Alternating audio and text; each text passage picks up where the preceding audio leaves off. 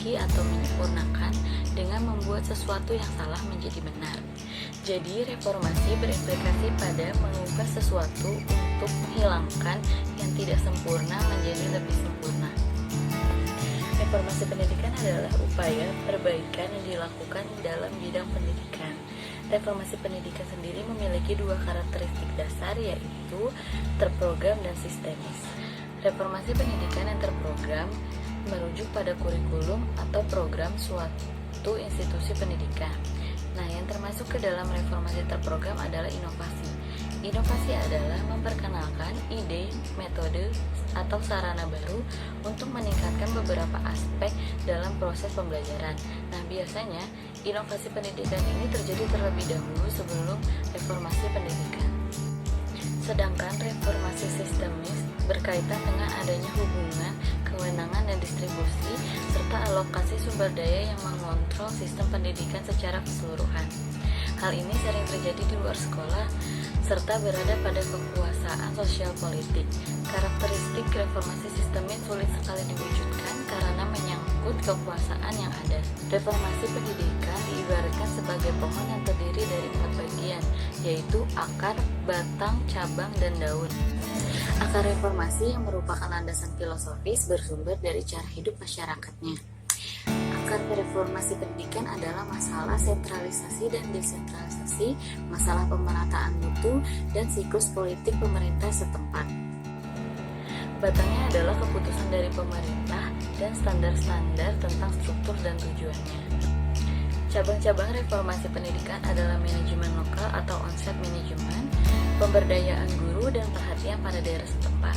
Sedangkan daun-daun reformasi pendidikan adalah keterlibatan orang tua, peserta didik, keterlibatan masyarakat untuk menentukan misi sekolah yang dapat diterima dan bernilai bagi masyarakat.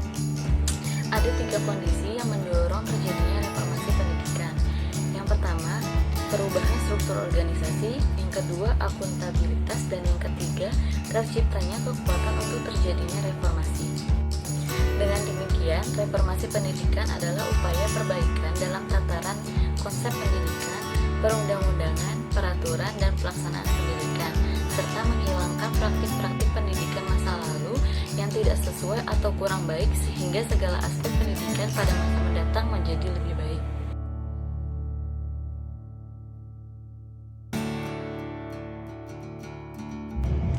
Reformasi dan inovasi pendidikan. Saya di sini akan menjelaskan mengenai reformasi dan inovasi pendidikan yang mencakup tentang perubahan dan pembaharuan sistem pendidikan nasional dalam pelaksanaannya di berbagai komponen. Komponennya yaitu meliputi kurikulum, kompetensi lulusan dan penilaian, kualifikasi guru, pendanaan pendidikan, sarana dan prasarana, desentralisasi dan otonomi pendidikan. Terus ada wajib belajar 12 tahun, penghapusan diskriminasi pendidikan, dan inovasi proses pembelajaran yang meliputi model pembelajaran, metode pembelajaran, dan RPP yang perubahannya itu juga termasuk ke dalam proses pembelajaran. Nah, prinsip demokrasi, desentralisasi, keadilan, dan menjunjung tinggi hak asasi manusia dalam kehidupan berbangsa dan bernegara yang menjadi isu reformasi secara umum sangat berdampak pada proses dan sistem pendidikan di Indonesia. Walaupun gelombang reformasi pendidikan ini tidak sekuat dengan dengungannya seperti gelombang reformasi politik, ekonomi, dan hukum, reformasi pendidikan justru berperan penting karena untuk mendukung gerakan reformasi secara luas diperlukan reformasi bidang pendidikan. Lalu menurut Hadi Supeno 1999, beliau juga mengatakan kalau jika reformasi politik, ekonomi, dan hukum berlangsung sukses dan berkelanjutan, maka dunia pendidikan mendukungnya dengan menyiapkan manusia-manusia calon pelaku dunia politik, ekonomi, dan hukum.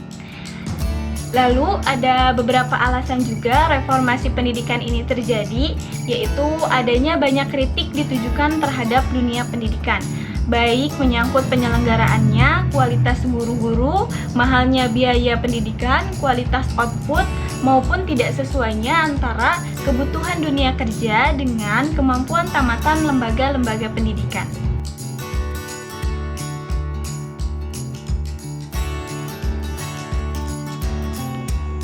Pada dasarnya, reformasi pendidikan bertujuan agar pendidikan dapat berjalan lebih efektif dan efisien untuk mencapai tujuan nasional. Oleh karena itu, kondisi yang diperlukan dan program aktif yang harus diciptakan merupakan titik sentral yang perlu diperhatikan dalam setiap reformasi pendidikan. Kebijakan pendidikan Indonesia mengacu dalam keseragaman. Selama ini, kebijakan pendidikan terpusat, sarana dan prasarana diberikan oleh pusat, dan dana pendidikan ditentukan oleh pusat. Tampaknya kebijakan pendidikan nasional lebih berorientasi kepada kepemimpinan pemerintah, bukan kepentingan pembelajaran, pasar, penggunaan jasa pendidikan di masyarakat. Hal ini dengan dalil bahwa strategi pendidikan nasional adalah membekali generasi muda agar mampu membawa bangsa dan negara ini sejajar dengan bangsa dan negara lain yang lebih maju lagi. Akan tetapi, implikasi perkembangan tidak sesuai dengan yang dicita-citakan. Dikutip dari Mas Tuhu 2013. Pendidikan yang telah ada telah tergilas dan terhanyut oleh kekuatan-kekuatan suatu sistem yang lebih sehingga tidak memungkinkan arah perjalanan dapat menuju ke tujuan pendidikan nasional.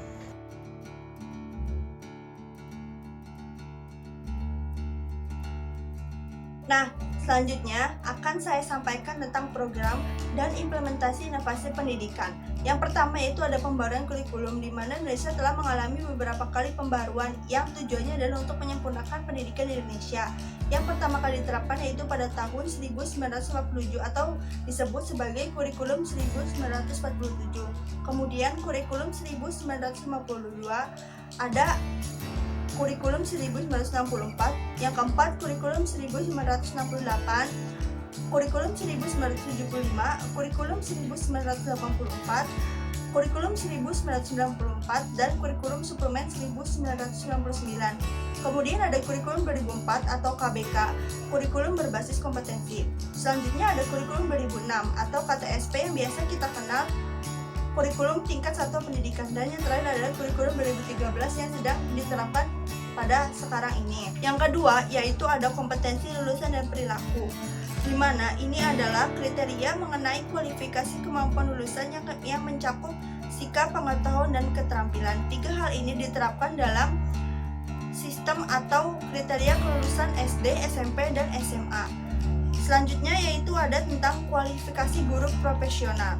Seperti sesuai dengan Peraturan Pemerintah Republik Indonesia Nomor 19 Tahun 2005, Pasal 28, bahwa pendidik harus memiliki kualifikasi akademik dan kompetensi sebagai agen pembelajar, sehat jasmani dan rohani, serta memiliki kemampuan untuk menjalankan tujuan pendidikan nasional.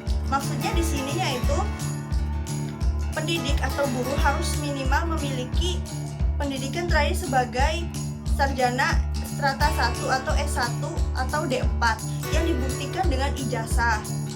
Selanjutnya ada tentang pendanaan pendidikan dan sarana prasarana. Sesuai dengan Undang-Undang Republik Indonesia Nomor 20 Tahun 2003 tentang Sisdiknas Pasal 49, Undang-Undang Sisdiknas Ayat 1 menyebutkan bahwa dana pendidikan selain gaji pendidikan dan biaya pendidikan dialokasikan minimal 20% dari anggaran pendapatan dan belanja negara atau APBN pada sektor pendidikan dan minimal 20% dari anggaran pendapatan belanja daerah. Nah, untuk mengenai sarana dan prasarana dijelaskan dalam Undang-Undang Republik Indonesia Nomor 20 Tahun 2003 pada Pasal 45 bahwa setiap satuan pendidikan formal dan non-formal menyediakan sarana dan prasarana yang memenuhi keperluan pendidikan sesuai dengan pertumbuhan dan perkembangan potensi fisik, kecerdasan intelektual, sosial, emosional, dan kejiwaan peserta didik. Yang selanjutnya itu adalah tentang desentralisasi dan otonomi pendidikan. Sentralisasi pendidikan merupakan satu sistem di mana prosesnya dilimpahkan kepada institusi daerah. Nah, otonomi pendidikan sendiri yaitu di mana pemerintah daerah atau pemerintah pusat menyerahkan kembali kekuasaannya kepada sekolah masing-masing untuk menerapkan kurikulum atau menyesuaikan proses pembelajaran sesuai dengan keadaan di sekolah tersebut. Nah, selanjutnya itu ada wajib belajar 12 tahun. Nah, wajib belajar 12 tahun ini bahwa pemerintah mewajibkan setiap warga negaranya untuk menempuh pendidikan minimal sampai sekolah menengah atas. Nah, adanya wajib belajar 12 tahun ini diharapkan dapat membawa perubahan pada dunia pendidikan Indonesia. Adapun hal-hal yang mendukung terjadinya wajib belajar 12 tahun, yaitu salah satunya adalah beasiswa. Beasiswa tersebut diantaranya ada beasiswa Program Indonesia Pintar dan ada pula KIP Kartu Indonesia Pintar. Selain itu, sekolah juga diberi dana oleh pemerintah guna menunjang pendidikan atau proses pembelajaran di sekolah, yaitu ada dana BOS atau dana bantuan operasional sekolah.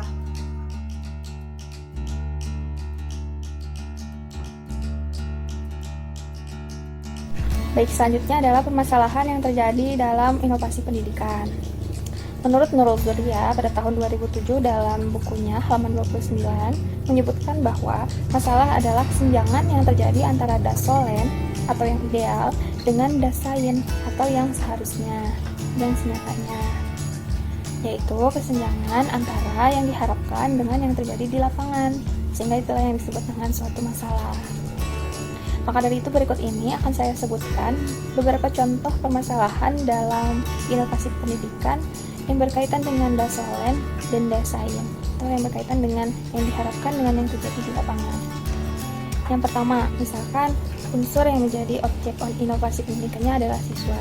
Kemudian, dasolen yang diharapkan atau yang idealnya adalah aktif atau siswa aktif.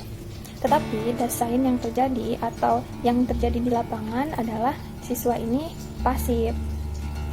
Nah, identifikasi masalah yang terjadi di sini adalah ternyata guru selalu menggunakan metode ceramah dalam setiap pembelajaran.